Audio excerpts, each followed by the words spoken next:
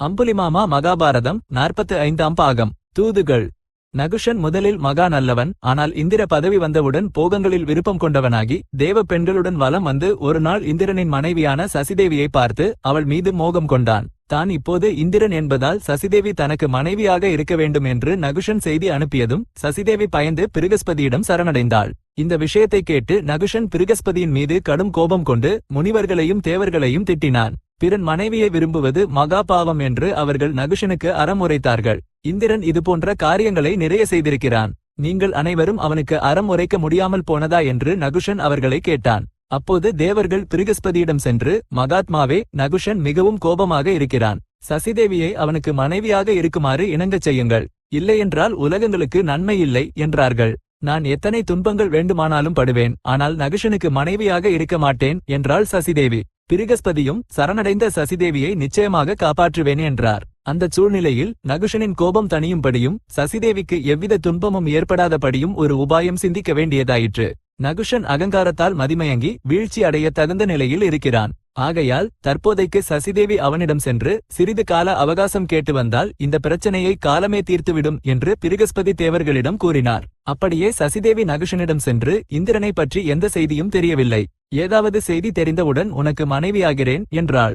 இதற்கிடையில் முனிவர்கள் இந்திரனை பிடித்து பாவ விமோசனத்திற்காக அஸ்வமேத யாகம் செய்வித்தார்கள். இந்திரன் சொர்க்கத்திற்கு திரும்பி வந்து நகுஷனின் தேஜஸை பார்த்து பயந்து மீண்டும் எங்கோ ஓடிப்போனான். சசிதேவி அவனை தேடிக்கொண்டு சென்று, நகுஷனை கொன்று உனது இந்திர பதவியை நீ திரும்ப பெறு என்று வேண்டினாள். நகுஷனை இப்போது பலத்தால் வெல்வது சாத்தியமில்லை. உபாயத்தால் வெல்ல வேண்டும். அந்த உபாயம் உனது கையில் இருக்கிறது.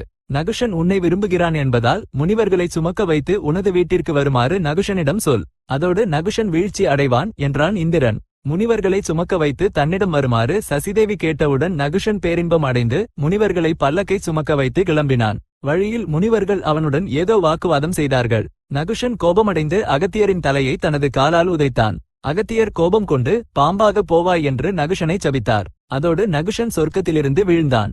இந்திரன் மீண்டும் தனது பதவியை பெற்று சசிதேவியுடன் சுகமாக இருந்தான். சல்லியன் தர்மராஜனுக்கு இந்த கதையை சொல்லிவிட்டு துரியோதனனிடம் சென்று விட்டான். துருபதனின் புரோகிதர் பாண்டவர்களின் தூதனாக அஸ்தினாபுரத்தை சென்றடைவதற்கு முன்பாகவே பாண்டவ மற்றும் கௌரவ தரப்புகளில் சேர வேண்டியவர்கள் சேனைகளுடன் வந்து சேர்ந்தார்கள். பாண்டவர்கள் தரப்பில் யுத்தம் செய்வதற்காக 7 அக்ஷகினி சேனை உபப்ளாவியத்தில் சேர்ந்தது. மகாரதனான யுயுதானன் ஒரு அக்ஷகினி சேனையுடன் வந்தான். சேதி நாட்டு அரசனான திருஷ்டகேதுவும் அத்தனை சேனையுடன் வந்தான். மகத நாட்டு அரசனான ஜெயத்சேனனும் ஜராசந்தனின் மகனான சகதேவனும் ஒரு அக்ஷகினி சேனையுடன் வந்தார்கள். பாண்டிய நாட்டு அரசன் பலவிதமான வீரர்களுடன் தர்மராஜனுக்கு உதவியாக வந்தான். துருபதன் பல நாடுகளைச் சேர்ந்த வீரர்களையும் மகாரதர்களான தனது மகன்களையும் அழைத்துக் கொண்டு பெரிய சேனையுடன் வந்தான். மச்ச நாட்டு அரசனான விராடன் மலைவாழ் வீரர்களை தன்னுடன் அழைத்து வந்தான். மேலும் பல நாட்டைச் சேர்ந்தவர்கள் வெவ்வேறான கொடிகளை ஏந்தி கௌரவர்களுடன் யுத்தம் செய்ய வந்தார்கள். அதே நேரத்தில் துரியோதனன் தரப்பில் பாண்டவர்களுடன் யுத்தம் செய்ய 11 அக்ஷகினி சேனை தயாரானது. நரகாசுரனின் மகனான பகதத்தன் சீனர் கிராதர்கள் அடங்கிய ஒரு அக்ஷகினி சேனையை அழைத்துக் கொண்டு துரியோதனனிடம் சேர்ந்தான். அது மகா பலம் பொருந்திய சேனை. அதேபோல பூரிசிரவசும் சல்லியனும் தலா ஒரு அக்ஷகினி சேனையை கொண்டு வந்தார்கள். இலைகளும் பூக்களும் சேர்த்து கட்டப்பட்ட கடம்ப மாலைகளை அணிந்த யானை கன்றுகளை போன்ற வீரர்களை கிருதவர்மன் கொண்டு வந்தான். சிந்து சௌவீர நாடுகளிலிருந்து சைந்தவன் என்று அழைக்கப்படும் ஜெயத்ரதன் தொடங்கி பல அரசர்கள் துரியோதனனிடம் வந்தார்கள். அவர்களின் சேனைகள் ஒரு அக்ஷகினி அளவில் இருந்தன. மகிஷ்மதிபுரத்திலிருந்து நீலன் பயங்கரமான ஆயுதங்களை ஏந்திய சிறந்த வீரர்களை அழைத்து வந்தான். அவந்தி நாட்டு அரசர்கள் 2 அக்ஷகினி சேனையை கொண்டு வந்தார்கள். கேகய நாட்டு அரசர்கள் ஒரு அக்ஷகினி சேனையை கொண்டு வந்தார்கள். மேலும் மற்ற நாடுகளிலிருந்து வந்த சிறு சேனைகள் அனைத்தும் சேர்ந்து 3 அக்ஷகினிகள் ஆகின. துரியோதனன் தரப்பில் வந்த அரசர்களுக்கே அஸ்தினாபுரத்தில் இடம் போதவில்லை. இனி அவர்களின் சேனைகளை பற்றி சொல்லவே வேண்டியதில்லை. அந்த சேனைகளை பஞ்சநதத்திலும் குருஜாங்கலத்திலும் ரோகிதகாரணங்களிலும் பாலைவனத்திலும் அகிச்சத்திரத்திலும் காலகூடம் கங்கைக்கரையிலும் வாரணத்திலும் வாடிதானத்திலும் பரந்த யமுனை நதிக்கரையிலும் நிறுத்தி பாசறைகளை அமைத்தார்கள். இவ்வாறு ஆங்காங்கே தங்கியிருந்த சேனைகளை பார்த்தவாறே துருபதனின் புரோகிதர் அஸ்தினாபுரத்தை சென்றடைந்து திருதராஷ்டிரனின் சபை மண்டபத்திற்கு சென்றார். அந்த முதிய அந்தணருக்கு விதுரரும் பீஷ்மரும் திருதராஷ்டிரரும் மரியாதைகள் செய்து பாண்டவர்களை பற்றி நலம் விசாரித்தார்கள். அந்த அந்தணரும் துரியோதனன் மற்றும் மற்றவர்களின் நலம் கேட்டு நிறைந்த சபையில் அனைவரும் கேட்கும்படி இவ்வாறு கூறினார். சபை உறுப்பினர்களே, திருதராஷ்டிரரும் பாண்டுராஜனும் ஒருவரின் பிள்ளைகளே. தந்தை மற்றும் பாட்டனார்களின் சொத்தில் இருவருக்கும் சம பங்கு இருக்கிறது. அப்படி இருக்கும்போது திருதராஷ்டிரரின் மகன்கள் தங்களது தந்தையின் சொத்தை அனுபவித்துக் கொண்டிருப்பதற்கும் பாண்டுராஜனின் மகன்கள் தங்களது தந்தையின் சொத்தை அனுபவிக்காமல் இருப்பதற்கும் காரணம் என்ன? பாண்டவர்கள் தங்களது சொத்தை அனுபவிக்காதவாறு துரியோதனன் அவர்களை எவ்வளவு துன்பப்படுத்தினான் என்பதை நீங்கள் மறந்திருக்க முடியாது. பாண்டவர்களின் ஆயுள் உறுதியானதாக இல்லையென்றால் அவர்கள் என்றோ இறந்திருப்பார்கள். அது மட்டுமல்ல, பாண்டவர்கள் தங்களது சொந்த பலத்தால் வென்ற ராஜ்யத்தையும் கூட திருதராஷ்டிரரின் மகன்கள் வஞ்சக சூதாட்டத்தில் அபகரித்தார்கள். பாவங்களின் உருவமான சகுனி அவர்களின் தீய செயல்களுக்கு உதவி செய்தான். 13 ஆண்டுகள் பாண்டவர்கள் தங்களது மனைவியுடன் சேர்த்து காடுகளில் படாத பாடுபட்டார்கள். விராட நகரத்தில் அவர்கள் கழித்த வாழ்க்கை சொல்ல தகுந்ததும் அல்ல, கேட்க தகுந்ததும் அல்ல. இவ்வளவு நடந்தும் பாண்டவர்கள் கௌரவர்களுடன் அமைதியை விரும்புகிறார்கள். அவர்களுக்கு கௌரவர்களுடன் யுத்தம் செய்ய வேண்டும் என்ற விருப்பம் இல்லை. யுத்தத்தினால் மக்கள் அழிவு ஏற்படும். யாருக்கும் சிறிதளவும் தீங்கு வராமல் தங்களது ராஜ்ய பங்கை தாங்கள் திரும்ப பெற வேண்டும் என்பதே அவர்களின் விருப்பம். துரியோதனனுக்கு தனது பலத்தின் மீது தனக்கு அளவற்ற நம்பிக்கை இருக்கிறது. அதனுடன் அளவற்ற சேனைகள் வந்து சேர்ந்திருக்கின்றன என்பதால் தான் வென்றுவிடுவோம் என்று அவன் பெருமை கொண்டிருக்கிறான். துரியோதனனின் சேனையில் 11 அக்ஷகினிகள் இருந்தால் என்ன? பாண்டவ சேனையில் சாத்யகியும் பீமனும் நகுல சகதேவர்களும் தலா ஒரு அக்ஷகினிக்கு சமமானவர்கள். அர்ஜுனன் ஒருவனே இத்தனை அக்ஷகினிகளுக்கு நிகரானவன். அப்படியொருவர்தான் கிருஷ்ணன். இப்படிப்பட்ட பலம் பொருந்திய பாண்டவர்கள் மீது புத்தியுள்ளவன் எவனும் யுத்தத்தை தொடங்க மாட்டான். பாண்டவர்களுடன் நட்பு கொள்ள இதுவே தருணம். மீறிப்போனால் மறுபடியும் வராது. துருபதனின் புரோகிதர் இவ்வாறு சொன்ன வார்த்தைகளில் இருந்த நேர்மை அனைவருக்கும் பிடித்திருந்தது. முதலில் பீஷ்மர், அந்தனோத்தமரே, உமது வார்த்தைகள் கடுமையாக இருந்தாலும் அவற்றில் உண்மை இருக்கிறது. பாண்டவர்கள் யுத்தத்திற்கு தயாராவதும் அமைதியை விரும்புவதும் கூட தகுந்ததே. பாண்டவர்கள் 8 வகையான கஷ்டங்களும் பட்டார்கள் என்ற வார்த்தை போய் அல்ல. அர்ஜுனன் பல அஸ்திரங்கள் தெரிந்த மாபெரும் வீரன். வஜ்ராயுதம் கொண்ட இந்திரனே அவனுக்கு எதிரே நிற்க முடியாது. மற்றவர்களை பற்றி சொல்வதற்கு என்ன இருக்கிறது என்றார். பீஷ்மரின் வார்த்தை முடிவதற்கு முன்பாகவே கர்ணன் எழுந்து, அந்தனோத்தமரே, நீங்கள் சொன்னதெல்லாம் அனைவருக்கும் தெரிந்ததுதான். தருமராஜன் தான் ஏற்றுக்கொண்ட விதியின்படியே சூதாட்டத்தில் தோற்று காடுகளுக்கு போனான். போனவன் முட்டாளைப் போல இப்போது மீண்டும் ராஜ்யத்தை கேட்கிறான். பாண்டவர்களின் பலத்திற்கு பயந்து துரியோதனன் அவர்களுக்கு ஒரு அடி வைக்கும் அளவு நிலத்தை கூட கொடுக்க மாட்டான். அவர்களுக்கு உண்மையாகவே ராஜ்யம் வேண்டும் என்றால் மீண்டும் வனவாசம் செய்ய வேண்டும். ராஜ்யத்திற்காக அறத்தை விட்டுவிட்டு அவர்கள் யுத்தத்திற்கு முன்வந்திருக்கிறார்கள் என்றான். பீஷ்மர் எரிச்சலடைந்து, கர்ணா, எதற்கு இந்த வீணான வார்த்தைகள்? அர்ஜுனன் ஒற்றையாளாக நாம் அனைவரையும் எளிதாக தோற்கடித்த விஷயத்தை அப்போதே மறந்துவிட்டாயா? இந்த அந்தணர் சொன்னபடி செய்யாவிட்டால் அர்ஜுனனின் கோபாக்கினிக்கு நாம் அனைவரும் சிறகுள்ள பூச்சிகளைப் போல கருகிச் சாவோம் என்றார். அப்போது திருதராஷ்டிரர் குறுக்கிட்டு கர்ணனை கண்டித்து, பீஷ்மர் அனைவருக்கும் நன்மை தரக்கூடியதையே பேசினார் என்று அவனை எச்சரித்து, துருபதனின் புரோகிதரிடம், ஐயா, நான் நன்றாக சிந்தித்து எனது பதிலை பாண்டவர்களுக்கு சஞ்சயன் மூலமாக தெரியப்படுத்துகிறேன். நீங்கள் பாண்டவர்களிடம் திரும்பிச் செல்லுங்கள் என்றார். திருதராஷ்டிரர் அந்த அந்தணரை மரியாதையுடன் வழியனுப்பி வைத்து சஞ்சயனை வரவழைத்து, சஞ்சயா, நீ உடனே புறப்பட்டு உபப்ளாவியத்திற்கு சென்று தருமராஜனை சந்தித்து நலம் கேட்டு அவர்கள் கஷ்டங்களிலிருந்து வெளியே வந்ததற்காக வாழ்த்து.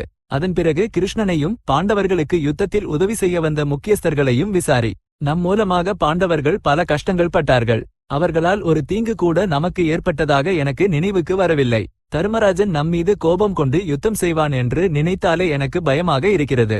பீமார்ஜுனர்கள் யுத்தத்தில் நிகரில்லாதவர்கள்.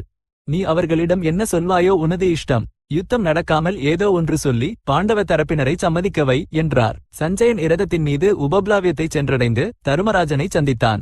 இருவரும் இரு தரப்பினரின் நலனையும் கேட்டு தெரிந்து கொண்ட பின்னர் சஞ்சயன் அனைவரும் கேட்கும்படி இவ்வாறு தெரிவித்தான். திருதராஷ்டிரர் அமைதியை விரும்பி என்னை அனுப்பினார். பாண்டவர்கள் அமைதியாக வேண்டும். அவர்களை உலகம் இலட்சிய புருஷர்களாக கருதுகிறது. அப்படி இருக்கும்போது அவர்களிடம் எத்தகைய களங்கம் காணப்பட்டாலும் அவை 100 மடங்காக தோன்றும். வெற்றி தோல்விகளை தீர்மானிக்க முடியாத யுத்தம் எந்த வகையிலும் விரும்பத்தக்கதல்ல. கௌரவர்களை கொன்று ராஜ்யத்தை எடுத்துக்கொள்வோம் என்று நினைப்பது தகுதியானதல்ல.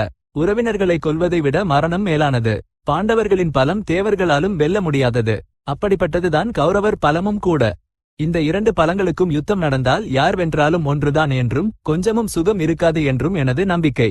பாண்டவர்களை போன்றவர்கள் அறம்பொருள்களுக்கு தூரமான இழிவான பாதையில் செல்ல மாட்டார்கள் என்று நினைக்கிறேன். அமைதி ஏற்படும்படி பார்க்க வேண்டும் என்று நான் உங்கள் அனைவரையும் கைகூப்பி பிரார்த்திக்கிறேன். சஞ்சயன் இவ்வாறு சொன்ன பிறகு தருமராஜன், சஞ்சயா, நான் யுத்தத்திற்காக தவித்து போய்க் கொண்டிருப்பதைப் போல பேசினேனா? அமைதியால் கூடி வருவதற்கு யுத்தம் செய்யும் முட்டாள் அல்ல நான். புத்திமானானவன் தனது சுகத்தை பற்றி சிந்திப்பதைப் போலவே மற்றவர்களின் சுகத்தை பற்றியும் சிந்திக்க வேண்டும். அடர்ந்த காட்டில் தீ மூட்டி காட்டுத்தீ எரிந்து கொண்டிருக்கும் போது ஐயோ எனக்கு ஆபத்து என்று சொல்பவன் மூடன் அல்லவா? துன்மார்க்கனான துரியோதனனை ஆதரித்துக் கொண்டு திருதராஷ்டிரர் எப்படி சுகம் பெற முடியும்? வஞ்சகச் சூதாட்டம் ஆடிய அன்றே கௌரவர்களின் அழிவு ஆரம்பமாகிவிட்டது. ஆனால் கௌரவர்களுடன் அமைதியாகச் சேர்ந்து வாழ எனக்கு ஆட்சேபனை இல்லை. அவர்கள் எங்களுக்கு முன்பு செய்த துரோகங்கள் அனைத்தையும் மறந்துவிடுகிறேன். எனக்கு இந்திரபிரஸ்தத்தை மட்டும் ஆள்வதற்கு கொடுக்கச் சொல். துரியோதனனை ராஜராஜனாக இருக்க விடு என்றார். அதற்கு சஞ்சயன், தர்மராஜா, நீ என்னாலும் அறம் தவறியதை அறிந்ததில்லை. அற்பமான ராஜ்ய போகத்திற்காக உனது புகழை நிரந்தரமாக களங்கப்படுத்திக் கொள்வாயா? யுத்தம் எண்ணத்தை கைவிடு. கௌரவர்கள் உனக்கு ராஜ்ய பங்கை கொடுக்க மாட்டார்கள். யுத்தம் செய்து ராஜ்யம் பெறுவதை விட நீயும் உனது தம்பிகளும் பிச்சை கேட்கும் தொழிலுடன் வாழ்வது புகழிற்குரியது என்றான். சஞ்சயன் அறம் மற்றும் அறமற்றவைகளை பற்றி சொன்னதை தர்மராஜன் ஒப்புக்கொள்ளாமல், ஆபத்து தர்மம் என்று ஒன்று இருக்கிறது என்றும் ஆபத்துகளிலிருந்து தப்பிக்க அறமற்றதை செய்வதும் அறமே என்றார். தனக்கு கிருஷ்ணன் எது சொன்னால் அதுவே அறம் என்றார். கிருஷ்ணன் சஞ்சயனிடம், நீ அமைதி அமைதி என்று சொல்கிறாய். அரசர்களுக்கு யுத்தம் செய்வது அறம் அல்ல என்கிறாயா? அதர்மத்தில் ஈடுபட்டவர்கள் திருதராஷ்டிரரின் மகன்கள். துரியோதனன் பாண்டவர்களின் சொத்தை அறத்திற்கு புறம்பாக அபகரித்தான். அதில் ராஜ தர்மம் என்ன இருக்கிறது? திருடனுக்கும் துரியோதனனுக்கும் வேறுபாடு என்ன? இத்தனை நாட்களும் அவன் பாண்டவர்களின் சொத்தை அனுபவித்தான். இப்போது அவர்களின் சொத்தை அவர்களுக்கு ஏன் கொடுக்க மாட்டான்? மற்றவர்களின் ராஜ்யத்தை அனுபவிப்பதை விட சொந்த ராஜ்யம் 1000 மடங்கு நல்லது. அதற்காக யுத்தம் செய்து சாவதாக இருந்தாலும் எங்களுக்கு சம்மதமே. கௌரவ சபையில் இந்த வார்த்தையை உறுதியாகச் சொல் என்றார். சஞ்சயன் தன்னால் தவறுகள் ஏதேனும் இருந்தால் மன்னிக்க வேண்டும் என்று அனைவரையும் கேட்டு அனைவரிடமும் விடைபெற்றுக் கொண்டு புறப்படப் போகும்போது தர்மராஜன், சஞ்சயா, நாங்கள் உண்மையாகவே அமைதியை தான் விரும்புகிறோம். திருதராஷ்டிரரும் அமைதியையே விரும்பும் பட்சத்தில் எங்களுக்கு ராஜ்யத்தில் சிறிதளவாவது கொடுக்கச் சொல். எங்கள் 5 5 ஊர்களை கொடுக்கச் சொல். குசஸ்தலமும் விருகஸ்தலமும் மாகந்தியும் வாரணாவதமும் என்ற ஊர்களோடு தனது விருப்பம் வந்த ஊர் மற்றொன்றை சேர்த்து கொடுக்கச் சொல். அப்படி என்றால் சுகமாக இருக்கலாம். நான் அமைதிக்கு எவ்வளவு தயாராக இருக்கிறேனோ யுத்தத்திற்கும் அவ்வளவு தயாராகவே இருக்கிறேன் என்றார். இந்த செய்தியையும் எடுத்துக்கொண்டு சஞ்சயன் அஸ்தினாபுரத்திற்கு திரும்பி போய்விட்டான். அம்புலிமாமா மகாபாரதம் 45ஆம் பாகம் சம்பூர்ணம். இப்போதுக்கு ஸ்வஸ்தி.